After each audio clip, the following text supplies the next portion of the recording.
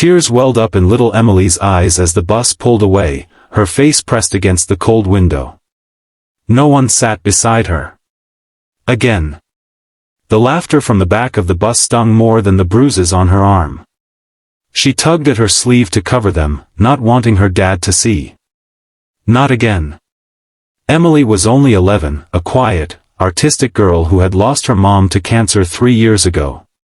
Since then, she and her father, Jake, an auto mechanic and single dad, had built a life together based on love, strength, and healing. But nothing could prepare Jake for what his daughter silently endured every day at school. Emily didn't talk much about it. She didn't want to be a burden. After all, her dad worked long hours and already did everything for her. But the bullying never stopped. The girls in her class mocked her clothes, her homemade lunch, even the way she spoke. And the boys? They would trip her in the hallways, pull her backpack, and shove cruel notes into her locker. Teachers turned a blind eye. Kids will be kids, they'd say. The principal offered sympathy but no real solution. Emily felt invisible, except to those who wanted to hurt her. But Jake knew something was wrong.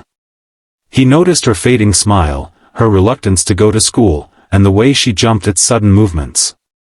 One night, when she thought he was asleep, Jake heard muffled sobs from her room. He crept to her door and listened. "Why does everyone hate me?" she whispered through tears. "Why won't anyone help me?" Jake stood outside her door, his fists clenched, heartbreaking. That night, he didn't sleep. That night, he made a promise to himself. The next morning, Jake dropped Emily off at school and didn't drive away. He parked in the far lot, waiting. Hours passed. Then, during lunch, it happened. Emily was sitting alone at a table outside, sketching in her notebook. 3 kids approached, Trevor, Lily, and Mason. Trevor snatched the notebook from her hands and tore it in half, laughing. Mason kicked over her juice box. Lily poured ketchup into her backpack.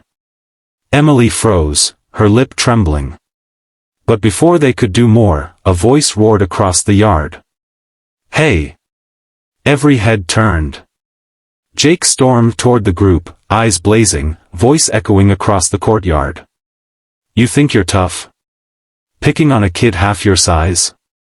His voice was steady, but every word carried thunder. He stopped just inches from Trevor.